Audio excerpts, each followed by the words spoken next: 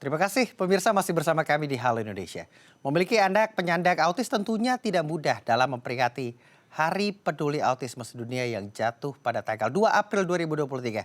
Peran orang tua dan perhatian masyarakat sekitar adalah faktor utama yang dibutuhkan dalam membantu tumbuh kembang anak penyandang autis.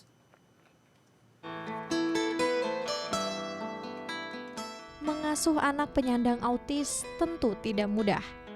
Orang tua harus siap menghadapi tantangan mendampingi tumbuh kembang anak agar kualitas hidupnya meningkat. Tetapi tanpa disadari, perjuangan penuh kesabaran tersebut juga ikut memengaruhi kehidupan sosial orang tua. Tanpa disadari demi memberikan perhatian lebih kepada sang anak, orang tua kehilangan waktu sosialnya, bahkan menarik diri dari pergaulan karena merasa keadaannya tidak dapat dipahami oleh orang lain.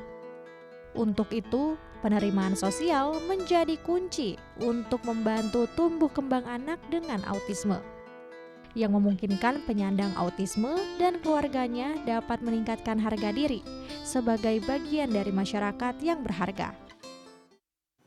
Untuk membahas yang lebih lanjut, kita telah terhubung dengan Isti Anindya dari Komunitas Peduli ASD dan psikolog anak Irma Gustiana. Kita akan sapa keduanya. Selamat siang Ibu Irma dan Bu Isti, apa kabarnya?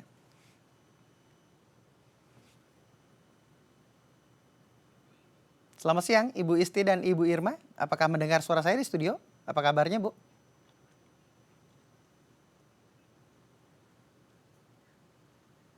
Halo Ibu Isti. Ibu Irma. Maaf, saya tidak mendengar. Tidak terdengar suaranya, masih di mute. Suaranya tidak terdengar ya? Ya, sama Mbak Isti, aku juga nggak dengar di sana.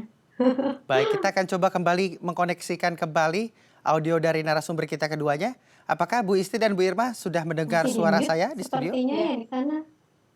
Ya, betul. Saya tidak mendengar suara Kak Akbar, Kak.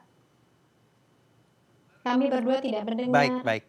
Karena Kita akan masih di coba mute. menyambung lagi koneksi antara kedua narasumber kami pada siang hari ini untuk membahas bagaimana peringatan Hari Autisme Sedunia atau Down Syndrome Sedunia, yang menjadi perhatian penting adalah bagaimana masyarakat juga memperhatikan orang tuanya dan juga anaknya yang juga berhubungan langsung akan tumbuh kembang anak. Bagaimana anak bisa berdaya juga walaupun mandiri, walaupun di bawah keterbatasan. Dan ini juga perlu dukungan dari masyarakat, bagaimana masyarakat juga mengetahui bagaimana psikolog dari orang tuanya maupun psikolog juga dari anaknya untuk membimbing anaknya menuju ke pelita yang memiliki harapan tentunya. Kita akan mencoba mengkoneksikan kembali kedua narasumber kami, Bu Isti dan juga Bu Irma.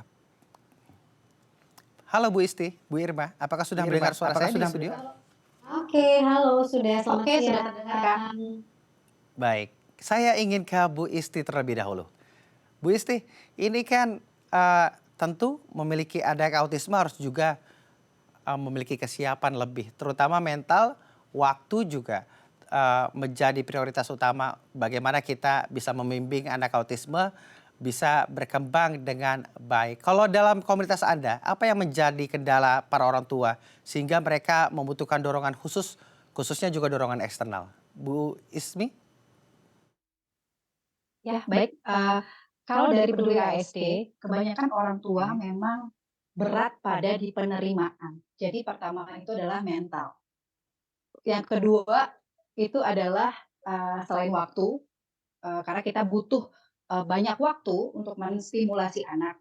Dan yang ketiga adalah ekonomi. Ya, jadi dana ini karena setiap terapi itu membutuhkan dana yang cukup besar. Jadi, tapi di Peduli ASD sendiri kita mendorong orang tua untuk bangga membersamai anak-anak autistik. Jadi kita di sini lebih mendorong untuk penerimaan dan juga kita menyediakan fasilitas-fasilitas yang dapat membantu orang tua untuk dapat langsung menstimulasi anaknya, membersamai anaknya, dan yang paling penting adalah mengenal anak itu sendiri. Seperti itu, Mbak. Baik, Ibu Isti sendiri ini berangkat dari pengalaman pribadi. Lalu bagaimana Ibu? Bisa diceritakan sedikit awal mula seorang ibu harus siap menerima kalau anaknya diidap sebagai Down syndrome begitu. Lalu bagaimana? Apa langkah yang pertama kali Ibu lakukan? Autis maksud saya. Anak saya terdiagnosis autism spectrum disorder itu kurang lebih 8 tahun yang lalu, sekarang usianya sudah 10 tahun. Saya contoh yang buruk ya di sini karena saya melalui masa penerimaan itu 3 tahun. Jadi saya tutup telinga, tutup mata tentang autisme, karena saya merasa bahwa anak saya nanti akan berkembang seperti anak-anak pada umumnya. Namun di usia 5 tahun ketika dokter tumbuh kembang sudah mendiagnosis bahwa anak saya adalah autistik, di situ saya sudah di jalan buntu, nggak ada cara lain selain balik dan kembali merangkai apa yang tidak saya lakukan selama 3 tahun itu, belajar yang paling penting juga tentang autisme, dan sampai sekarang alhamdulillah anak autistik saya 10 tahun sudah lulus terapi dan sudah dapat bersekolah di sekolah inklusi. Diri Ya, untuk terus bagaimana membimbing anaknya menuju ke dalam pelita harapan tersebut. Ibu, apa pertama kali yang Ibu lakukan ketika Ibu sudah siap? Apa yang diawasi hingga saat ini sehingga anak dapat bimbingan yang dapat dikatakan baik? yang pertama adalah mendekatkan diri pada ilmu pengetahuan dan terus belajar. Karena sebagai orang tua, kita butuh belajar juga dari klinisi, psikolog, dari dokter, dan juga karena saya background-nya adalah di science, jadi saya banyak membaca-baca paper tentang autisme sehingga wawasan saya terbuka bahwa ternyata penanganan autisme ini harus dilakukan seoptimal mungkin untuk dapat meningkatkan kualitas hidup anak-anak autistik di masa depan. Kualitas hidup anak-anak autisme juga menjadi penting begitu. Bagaimana anak juga bisa setara dengan Betul. anak lainnya mendapatkan hak yang baik juga dalam kelayakan hidupnya. Saya ingin pindah ke Ibu Irma. Ibu Irma, ini dalam sisi psikologi tentu pengadilan sosial tidak bisa dihindarkan begitu. Bagaimana masyarakat menilainya ini ada yang berbeda. Apalagi nantinya apakah orang tua autisme ini akan terbebani banyak hal. Menurut Anda dorongan psikologi apa yang perlu diperhatikan? Apalagi dari faktor eksternal lingkungan, baik lingkungan keluarga maupun lingkungan bertetangga begitu. Oke, baik. Terima kasih ya, Kak Akbar ya. Jadi, anak autism ini kan memang anak-anak yang istimewa, unik, dan berbeda. Sehingga orang tuanya juga adalah orang tua yang istimewa. Jadi, untuk teman-teman, seperti Mbak Isti itu sangat-sangat luar biasa sekali gitu dalam membersamai mereka. Dan yang paling utama adalah siapapun anak-anak itu berhak untuk mendapatkan kesempatan, mereka bisa tumbuh kembang optimal. Dan pastinya kan salah satu tujuan pengasuhan kita itu adalah membuat mereka nantinya survive gitu ya dalam hidup, termasuk anak-anak yang memang menyandang autism ini. Nah, jadi ketika kita bicara anak autism gitu ya, yang dibutuhkan mereka tuh apa sih sebetulnya dukungannya seperti apa? Yang pertama kan mereka membutuhkan dukungan emosional, udah pasti ya gitu, terutama dari orang tuanya, significant others yang memang mengasuh mereka. Jadi dukungan emosional itu sangat dibutuhkan oleh anak-anak yang memang menyandang autism gitu. Sehingga mereka merasa nggak kesepian, nggak merasa dijauhi ya. Lalu kemudian yang pasti juga mereka butuh yang namanya kesetaraan dalam hal pendidikan gitu. Makanya kenapa mereka membutuhkan pendidikan inklusif supaya mereka bisa mendapatkan kesempatan belajar. Ya, akses yang memang mungkin ya sesuai dengan kebutuhannya masing-masing. Lalu anak-anak autism ini juga membutuhkan yang namanya lingkungan yang aman gitu ya, lingkungan yang aman, lingkungan yang ramah terhadap mereka gitu. Sehingga kita sebagai orang-orang dewasa yang dekat dengan anak-anak autism ini, itu perlu untuk memastikan mereka terbebas dari bahaya, terbebas dari segala sesuatu yang akan membahayakan, baik secara fisik maupun juga secara psikologis. Dan yang pasti, orang tua, anak-anak penyandang autism ini nggak bisa sendirian. Mereka butuh yang namanya tim. Cheerleaders-nya tuh harus ada gitu. Jadi nggak bisa tuh Mbak Isti sendirian nggak bisa gitu. Sehingga kenapa ada komunitas gitu ya Mbak Isti ya gitu ya. Jadi Baik. memang ada komunitas sehingga bisa mengkomunikasikan kebutuhan setiap anak itu karena merasa nggak sendirian dalam menjalani proses pendampingan. Jadi kurang lebih seperti itu Kak Akbar. Baik, artinya harus ada dukungan eksternal juga yang perlu diperhatikan Betul. dalam Ya. melihat bagaimana perkembangan anak autisme. Dan saya ingin Mhm. kembali lagi ke Bu Isti. Bu Isti, Ya, siap. kiat-kiat apa yang sampai saat ini Bu Isti lakukan untuk artinya tetap menjalani kehidupan yang normal begitu? Walaupun ada beberapa kegiatan yang khususnya untuk mengembangkan pendidikan anak apalagi pendidikan inklusif yang tadinya tidak mudah. betul. Yang pertama adalah optimisme dulu, karena bagi saya di sini kita menghadapi dua stigma, stigma negatif dan stigma positif. Nah, menurut saya yang berbahaya itu adalah stigma positif justru, Hmm. karena ketika orang-orang mengatakan bahwa oh nanti anaknya juga bisa kok, oh nanti anaknya si itu autistik dia juara kok gitu ya. Jadi kita termakan harapan-harapan. Padahal ternyata tidak selamanya harapan itu selaras dengan realita yang kita hadapi. Jadi optimisme boleh, tapi kita juga harus menurunkan ekspektasi. Kita tidak Hmm. bisa menjadikan anak-anak tipikal atau anak pada umumnya itu sebagai target. Target kita adalah tetap anak autistik kita dari hari ke hari ada perkembangan yang lebih baik, lalu dia bisa mandiri, itu yang paling penting, dan yang juga dia nanti pada akhirnya bisa juga mengedukasi kawan-kawannya, orang tua kawan-kawannya, karena kita pengen nih dari Peduli ASD sendiri 10 tahun lagi anak-anak autistik inilah yang akan diundang oleh Kak Akbar, yang akan bercerita tentang dirinya dan Hmm. bisa menginspirasi banyak orang-orang di luar sana. Hmm. Hmm. Saya ingin ke Bu Irma. Bu Irma, ini bagaimana Hmm. melawan tantangan sosial, apalagi banyak sekali mungkin masyarakat yang menganggap anak autisme ini memang berbeda begitu, sehingga banyak sekali dalam tanda kutip quote and quote begitu ya, cibiran-cibiran yang hadir di masyarakat. Lalu bagaimana eh, orang tua untuk menanggapinya? Lalu bagaimana juga masyarakat untuk memahami anak autis tersebut dan juga orang tuanya? Tapi jangan dijawab dulu, Mm-mm. Bu Irma. Usai jeda, tetap di Mm-mm. Halo Indonesia. Kita akan berbagi bagaimana menghadapi sosial yang ada di mengembangkan masalah anak autisme di Indonesia.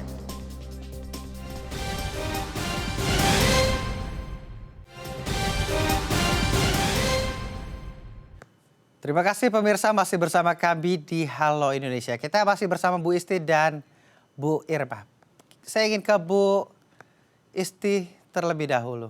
Bu Isti, ini tidak Ya. jarang banyak seorang ibu yang memiliki anak autis juga menarik diri dari sosial karena menganggap itu bagian dari beban. Padahal itu bagian dari keistimewaan di mana orang tua memiliki anak istimewa, tentunya orang tuanya juga istimewa. Kalau tanggapan ibu seperti apa? Saya pernah mengalami titik itu Hmm.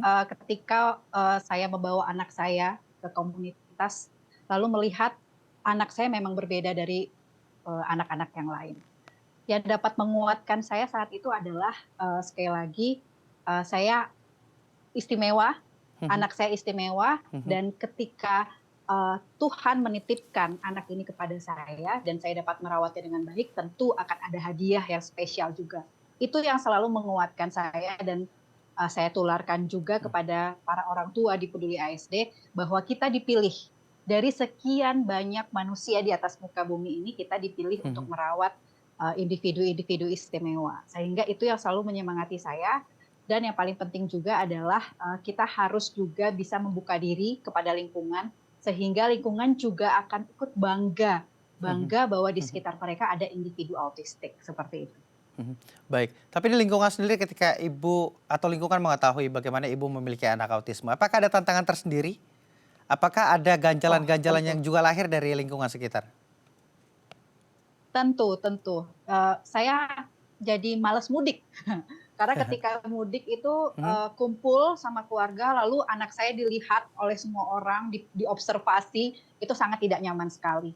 Jadi saya Mhm. sempat Mhm. juga di fase menarik diri dari lingkungan. Mhm. Namun ketika saya sudah meyakini bahwa ini jalannya, saya beranikan diri dan salah satunya outputnya adalah terbentuklah komunitas peduli Mhm. ASD ini. Mhm. Baik, Ibu, ini perlakuan apa mungkin bagi orang tua autis lainnya yang juga baru saja memiliki anak-anak autis untuk dapat terus bangkit begitu, dapat terus membimbing anak-anaknya begitu sehingga kita tetap dapat terus maju setara dengan lainnya.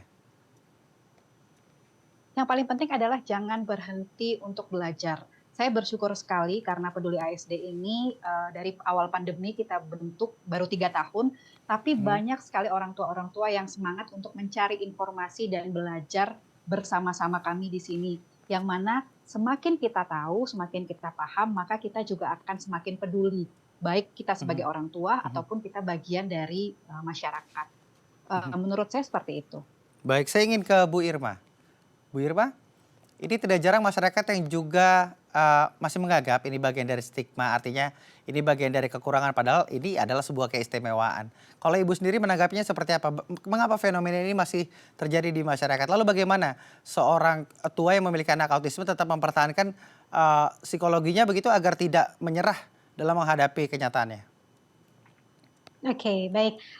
Pertanyaannya menarik sekali ya, karena memang, perjuangannya amat sangat luar biasa tentunya seperti Mbak Isti atau orang tua yang memang memiliki Hmm, anak-anak penyandang autisme. Yang paling hmm, penting adalah, diri kita dulu, gitu, menguatkan diri kita sebagai orang tua. Karena ibaratnya kalau kita sendiri nggak punya mindset yang baik, positif, semangat, optimis, itu kita nggak akan bisa transfer energi kita hmm, untuk mengasuh mereka, gitu. hmm, Karena itu gitu ya, dibutuhkan dukungan-dukungan seperti misalnya ya komunitasnya Mbak Isti itu kan sebetulnya salah satu bentuk dukungan sehingga setiap orang tua bisa saling menguatkan. Sehingga kalau misalnya ada fase-fase mungkin mereka sedih gitu ya, sedih, terus kemudian frustrasi, hmm, tersinggung oleh stigma hmm, di masyarakat, mereka hmm, mendapatkan penguatan dari komunitinya dan itu yang hmm, dibutuhkan. Jadi support group ini adalah bagian penting dari mendukung diri kita sendiri sebagai orang tua.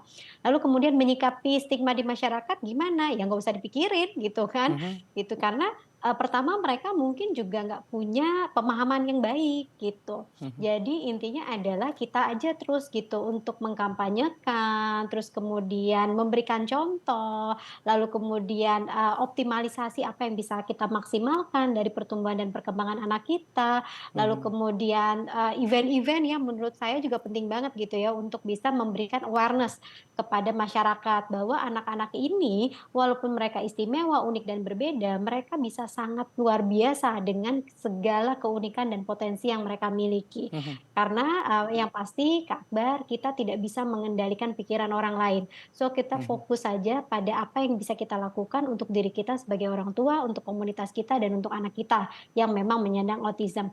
Lalu hmm, kemudian jangan lupa gitu ya untuk selalu tadi ya, pastikan bahwa anak-anak, autism ini memiliki pendidikan, inklusif yang tentunya disediakan oleh pemerintah ya, Kak hmm, Akbar, ini penting banget.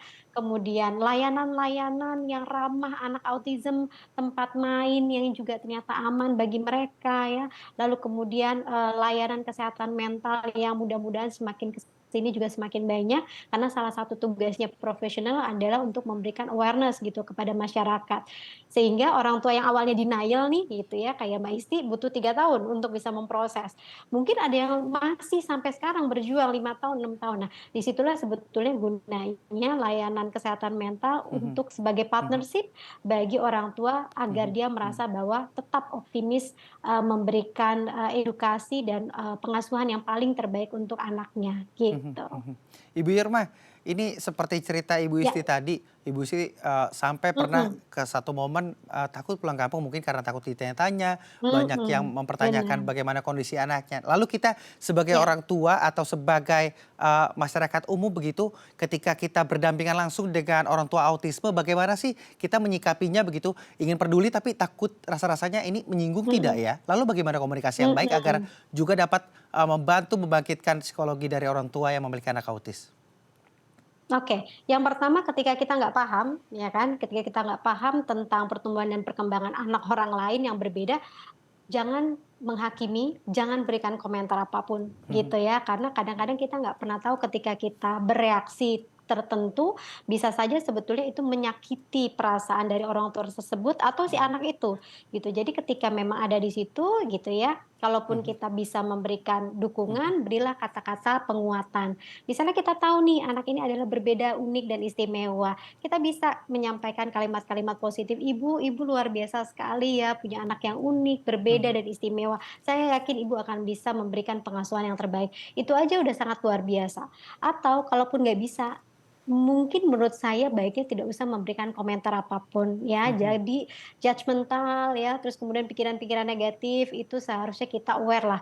Karena kita memang, tiap orang punya perjuangannya masing-masing ya. Anak-anak yang normal pun yang memang tidak memiliki, inklusivitas tertentu itu juga perjuangan loh bagi orang tuanya. Sehingga ya sebagai orang tua kita justru harus saling mendukung satu sama lain dan kemudian sering-sering gitu untuk baca ya, teman-teman gitu ya. Jadi mungkin para orang tua harus lebih banyak riset, banyak baca gitu ya tentang pertumbuhan dan perkembangan anak. Sehingga kita berhadapan dengan mereka langsung di public space, kita justru memberikan dukungan bukan justru melemahkan orang tuanya. Nah itu yang bisa kita lakukan. Terima kasih. Mungkin Ibu Isti, statement terakhir Ibu, apakah setuju dengan tanggapan dari Ibu Irma? 100% setuju sekali. Karena memang tagline dari Peduli ASD juga bangga membersamai individu autistik. Kalau kitanya bangga, masyarakat juga akan melihat positif yang keluar dari tubuh kita, maka mereka juga akan ikut apresiasi atas perjuangan orang tua anak istimewa. Baik, semoga masyarakat juga semakin paham bagaimana keistimewaan anak-anak autisme dan mendukung baik anak autisnya maupun orang tuanya agar bisa sama-sama berkembang, memiliki kesetaraan, memiliki pendidikan inklusif yang baik. Terima kasih Ibu Irma dan Ibu Isti telah berbagi bersama kami di Halo Indonesia. Terima kasih. Terima kasih Kak Akbar. Baik. Baik pemirsa, usai jeda saya akan mengajak Anda untuk melihat semangat berbagi di tengah bulan Ramadan. Informasinya sesaat lagi tetap di Halo Indonesia.